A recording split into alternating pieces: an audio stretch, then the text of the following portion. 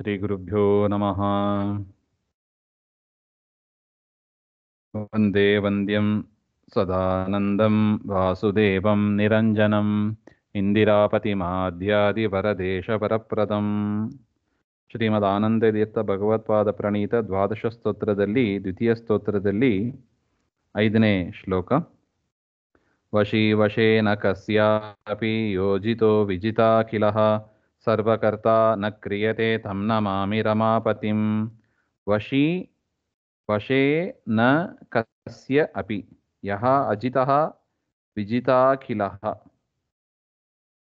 ಸರ್ವಕರ್ತಾ ನ ಕ್ರಿಯತೆ ತಂ ನಮಾಮಿ ರಮಾಪತಿಂ. ಶ್ಲೋಕ. ಆ ರಮಾಪತಿಯಾದ ಲಕ್ಷ್ಮೀ ಒಡೆಯನಾದ ನಾರಾಯಣನನ್ನು ನಾನು ನಮಸ್ಕಾರ ಮಾಡುತ್ತೇನೆ ಅಂತ ಒಟ್ಟಿಗೆ ಅನ್ವಯ. ಇಲ್ಲಿ ಪರಮಾತ್ಮನ ಒಂದು ವಿರುದ್ಧ ಗುಣಗಳನ್ನ ಹೇಳಿದ್ದಾರೆ. ಅದು ಹೇಗೆ ಅಂತ ನೋಡಿ, ಎಷ್ಟು ಚಂದ ಇದೆ ನೋಡಿ ವ್ಯಾಖ್ಯಾನ. ವಶಿ ವಶೇನ ಕಸ್ಯಾಪಿ ಯೋ ವಶಿ ವಶಯತಿ ವಶೀಕರೋತಿ ಸರ್ವಂ ಇತಿ ವಶಿ. ಪರಮಾತ್ಮ ಏನ್ ಮಾಡ್ತಾನೆ, ಅವನಿಗೆ ವಶಿ ಅಂತ ಹೆಸರು. ವಶವುಳ್ಳವ ಅಂತ ಅರ್ಥ. ಅಂದ್ರೆ ಏನು?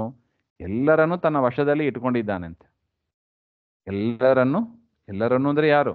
ಸಾತ್ವಿಕರು, ರಾಜಸರು, ತಾಮಸರು ಎಲ್ಲರೂ ಕೂಡ ದೇವರ ಅಧೀನ. ಅದರಿಂದ ದೇವರಿಗೆ ಏನಂತ ಹೆಸರು? ವಶಿ. ಎಲ್ಲರನ್ನು ತನ್ನ ವಶದಲ್ಲಿ ಇಟ್ಕೊಂಡಿದ್ದಾನೆ, ಅದರಿಂದ ವಶಿ. ಸಹ ವಶೀಕೃತ ಸರ್ವಲೋಕ ಇತ್ಯರ್ಥ. ಎಲ್ಲರನ್ನು ತನ್ನ ವಶದಲ್ಲಿ, ಇಡೀ ಲೋಕವನ್ನ ತನ್ನ ವಶದಲ್ಲಿ ಇಟ್ಟುಕೊಂಡವ ಅಂತ ಅರ್ಥ.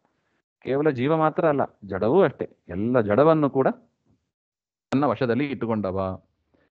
ನಾವು ದೇವರನ್ನ ಹೇಗೆ ಉಪಾಸನೆ ಮಾಡ್ತೀವೋ ಆ ಗುಣಗಳು ನಮ್ಮಲ್ಲಿ ಬರುತ್ತದೆ ಅಂತ ಹೇಳ್ತಾರೆ. ಅದಕ್ಕೆ ದೊಡ್ಡವರನ್ನ ಅನುಸರಿಸಬೇಕು ಅಂತ ಹೇಳ್ತಾರೆ. ದೇವರನ್ನ ವಶಿ ಅಂತ ನಾವು ಚಿಂತನೆ ಮಾಡಿದ್ರೆ ನಮ್ಮ ಯೋಗ್ಯತೆಗೆ ತಕ್ಕಂತೆ ಜನರು ನಮ್ಮ ವಶಕ್ಕೆ ಬರ್ತಾರೆ. ಅಂದ್ರೆ ನಾವು ಹೇಳಿದಂಗ 4 ಮಾತನ್ನ ಕೇಳ್ತಾರೆ.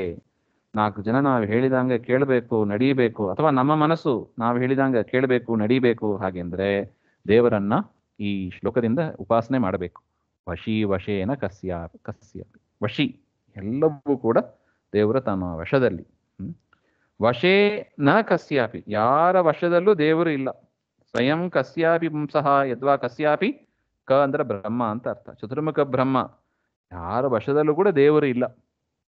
ಬ್ರಹ್ಮರುದ್ರಾದಿ ದೇವತೆಗಳ ಯಾರ ವಶದಲ್ಲೂ, ಅಥವಾ ಲಕ್ಷ್ಮಿ, ಗೌರಿ, ಪಾರ್ವತಿ, ಈಶ್ವರಿ, ರಾಜರಾಜೇಶ್ವರಿ ಯಾರ ವಶದಲ್ಲೂ ದೇವರಿಲ್ಲ.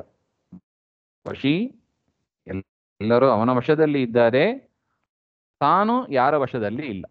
ನೋಡಿ ಎಷ್ಟು ವಿರುದ್ಧ ಗುಣ ನೋಡಿ. ಎಲ್ಲರೂ ದೇವರ ವಶದಲ್ಲಿ ಇದ್ದಾರೆ, ಪರಮಾತ್ಮ ತಾನು ಯಾರ ವಶದಲ್ಲೂ ಇಲ್ಲ. ವಶಿ ವಶೇನ ಕಸ್ಯಾಪಿ. ಇನ್ನು ಯಹ ವಿಜಿತಾಖಿಲಃ, ಎಲ್ಲರನ್ನು ಗೆದ್ದವ. ವಿಜಿತಾಖಿಲಃ, ವಿಜಿತಃ ಸ್ವಮಹಿಮ್ನ ಅಭಿಭೂತ ಅಖಿಲಃ ಏನ. ಯಾರಿಂದ ಎಲ್ಲರೂ ಸೋತೋದ್ರು, ಈ ಪರಮಾತ್ಮನ ಮಹಿಮೆಯ ಮುಂದೆ ಎಲ್ಲರೂ ಸೋತೋಗ್ತಾರೆ. ವಿಜಿತಾಖಿಲ, ಎಲ್ಲರನ್ನು ಗೆದ್ದವ ಅಂತ ಅರ್ಥ. ಎಲ್ಲರನ್ನು ಗೆದ್ದವ, ದೇವರನ್ನ ಯಾರೋ ಗೆಲ್ತಾರೋ ಏನೋ. ದೇವರು ಅಜಿತಃ, ದೇವರನ್ನ ಯಾರು ಕೂಡ ಗೆಲ್ಲಿಕ್ಕೆ ಆಗೋದಿಲ್ಲ. ತಾನು ಎಲ್ಲರನ್ನು ಗೆದ್ದವ, ಆದ್ರೆ ದೇವರನ್ನ ಯಾರು ಗೆಲ್ಲಿಕ್ಕಾಗೋದಿಲ್ಲ. ಇದು ನೋಡಿ ಸ್ತೋತ್ರ ಹೇಗಿರ್ಬೇಕು ನೋಡಿ. ಒಬ್ಬರನ್ನ ಸ್ತೋತ್ರ ಮಾಡಿದಾಗ ಅವರಲ್ಲಿ ಇರುವ ಗುಣ ಎದ್ದು ಕಾಣಬೇಕು. ಈ ತರ ಯಾರು ಸ್ತೋತ್ರ ಮಾಡಿದ್ದಾರೆ ಹೇಳಿ? ಅದ್ಭುತ ಚಿಂತನೆ ಇದು. ವಶೀ ವಶೇನ ಕಸ್ಯಾಪಿ ಯಹ ಅಜಿತಃ ವಿಜಿತಾಖಿಲಃ. ಉಪನಿಷತ್ತಿನಲ್ಲಿ ಇಂತಹ ಸ್ತೋತ್ರಗಳನ್ನು ನಾವು ಕಾಣುತ್ತೀವಿ. ಒಂದು ರೀತಿಯಾಗಿ ವಿರುದ್ಧ ಧರ್ಮಗಳಿದ್ದ ಹಾಗೆ ಇರುತ್ತದೆ. ವಿಜಿತಾಖಿಲಃ, ಎಲ್ಲರನ್ನೂ ಗೆದ್ದವ, ತಾನು ಯಾರಿಂದಲೂ ಕೂಡ ಗೆಲ್ಲಲ್ಪಡುವವ ಅಲ್ಲ. ಸರ್ವಕರ್ತ ನ ಕ್ರಿಯತೆ. ಸರ್ವಕರ್ತ, ಸರ್ವಸ್ಯ ಸಮಸ್ತಸ್ಯ ಕರ್ತ. ಜಗತ್ತಿನಲ್ಲಿ ಏನೇ ನಡೀತಿದೆ ಅಸ್ತಿತ್ವದಿಂದ ಶುರು.